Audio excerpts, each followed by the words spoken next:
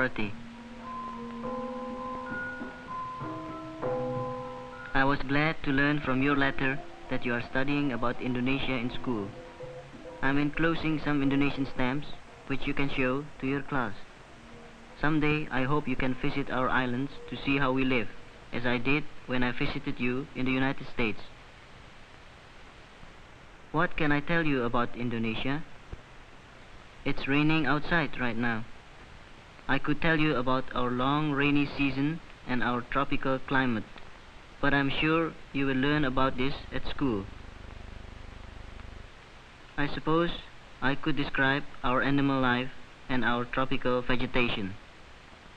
I could tell you about our economy and our plantations, the great groves of palm trees which produce palm oil, the rubber plantations, but I'm sure you can read about these in your textbooks. I think I would like to tell you about our people and how we live. There are many things that are alike in both our countries and many things that are different. There is traffic in our cities too, but for each car there are dozens of bicycles. Even some of our taxis are three-wheeled bicycles with the passengers in front and the drivers behind. We have jeeps and trucks and automobiles, but they all come from the United States and Europe because we don't have factories here to make them. It's not strange that we have our traffic problems down here on the equator. After all, 3 million people live in Jakarta, our capital city. Many of our newer buildings are like yours too. Buildings such as the National Museum, which is much like your National Art Gallery in Washington, buildings like the National Post Office, and our President's home, the White House of Indonesia. Throughout our cities, new plans are being developed. Construction would be a familiar sight to you, but our methods are different because we do not yet have much machinery.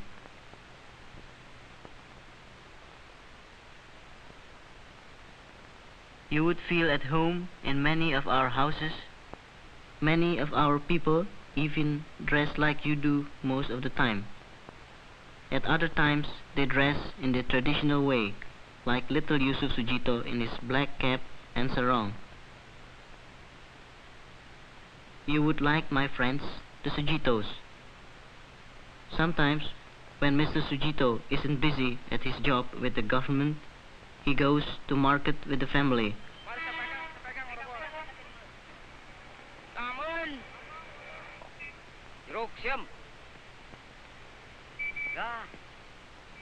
Bananas, the peddler says. Bananas and oranges.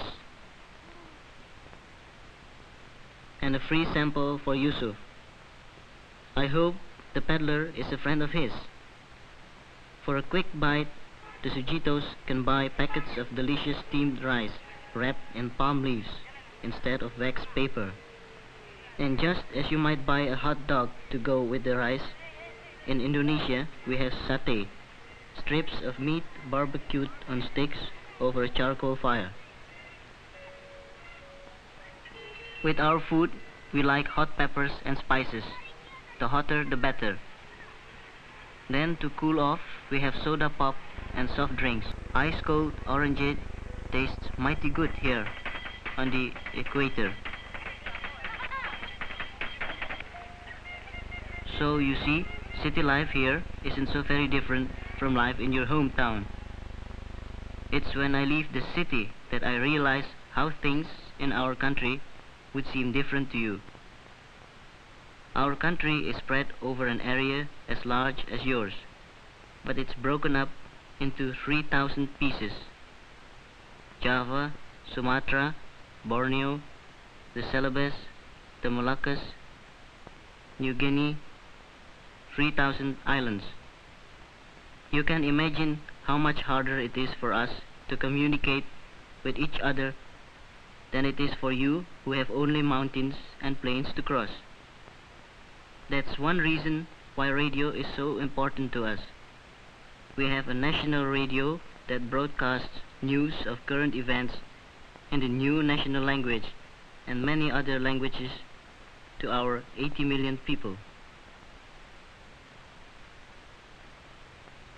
We are also making moving pictures to bring information to as many people as possible.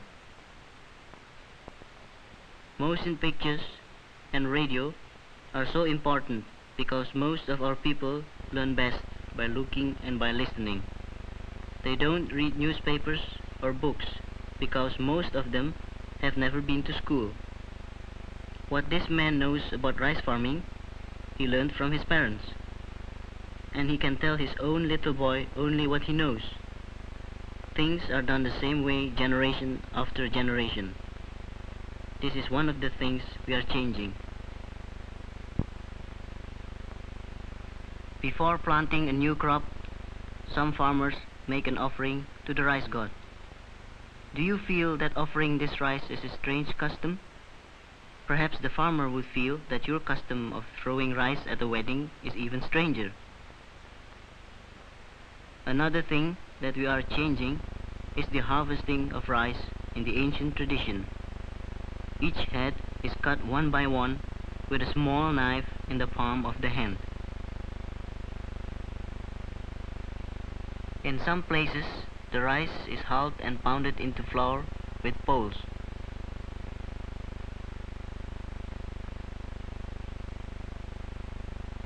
In other regions, the grain is hulled in the fields by stamping on it.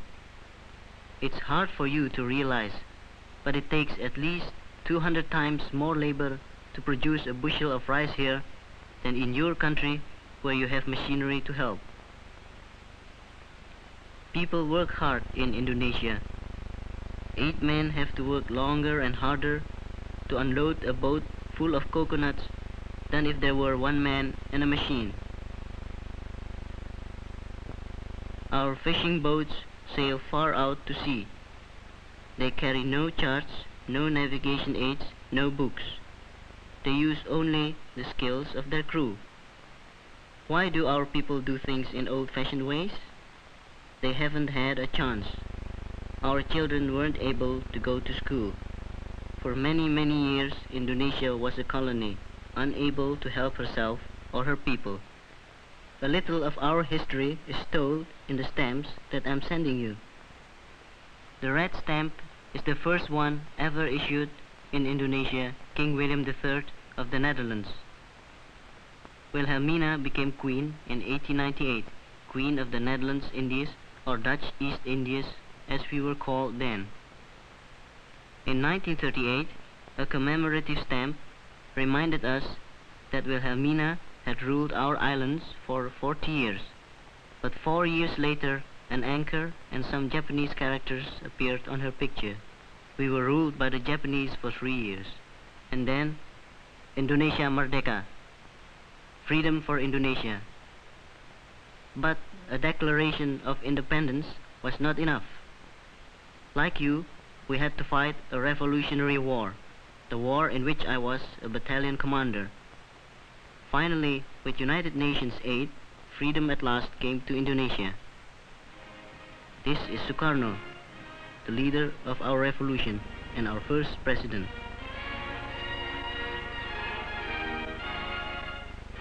Our national anthem, Indonesia Raya. We think of Sukarno the same as you think of George Washington. Our leaders value the ideas of liberty held by your great men, Benjamin Franklin, Thomas Jefferson, Abraham Lincoln. We erect monuments dedicated to the same ideals expressed in your Constitution: freedom of speech, freedom of assembly, and freedom of worship. We believe in any God we want. 90% of our people are Muslims who pray to Allah and follow the teachings of Muhammad. About 3% of our people are Christians, like these Bataks in Sumatra, converted by Christian missionaries many years ago. These people are honoring one of their local heroes.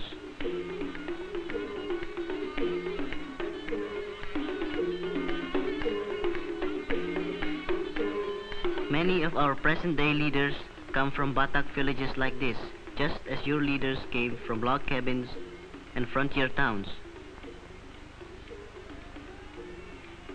Besides Muslims and Christians, there are Buddhists, Hindus, and followers of other religious beliefs in Indonesia. Here in Bali, women bring offerings of rice cakes, fruits, and flowers to their Hindu temple. Festivals have become much more frequent since we won our independence.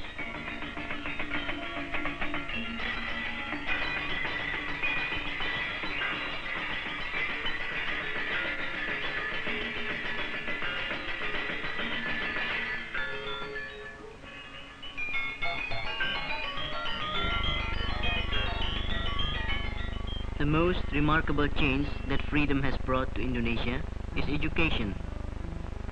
With the opening of schools everywhere, children flock to them, eager to learn. There are college students, elementary school students, and kindergarten children. Our little boys and girls sing and dance about the importance of rest and sleep, just as little children do in your country.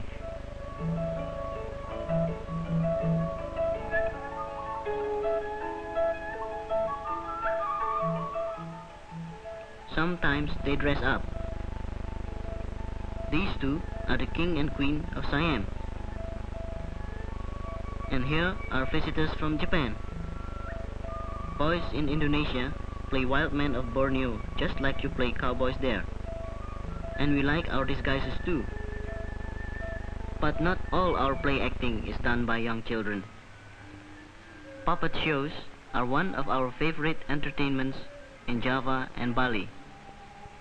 The puppets cast a shadow on a thin screen and may be viewed from either side. The show begins about 8 in the evening and we watch all night long. Even the children stay up to watch. The puppet stories always involve a struggle between good and evil, and good always triumphs. But don't think that Indonesia uses only puppets to tell its stories.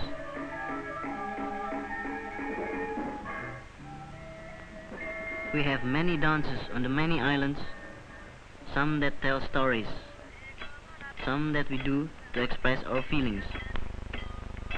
These boys in central Sumatra are doing a plate dance, striking the plates with metal rings on their fingers.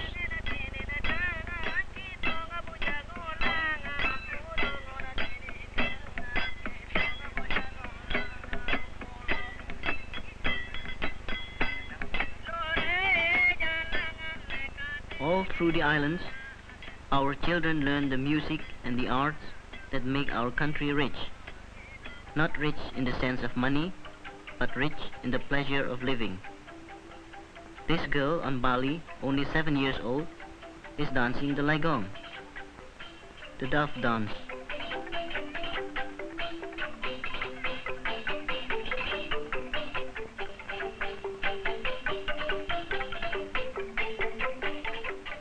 The instruments are made from bamboo by people in the village and belong to the village. Small boys may play in the orchestra, and even the very old men. For hundreds of years, our children have learned the customs of our people, the old ways. Now that independence has come to us, we are also beginning to teach them the new. These children are growing into a world that is different from that which our old men have known. We plan to keep what was good in the old and find what is good in the new. For now, goodbye. I send you best wishes from your friends in Indonesia.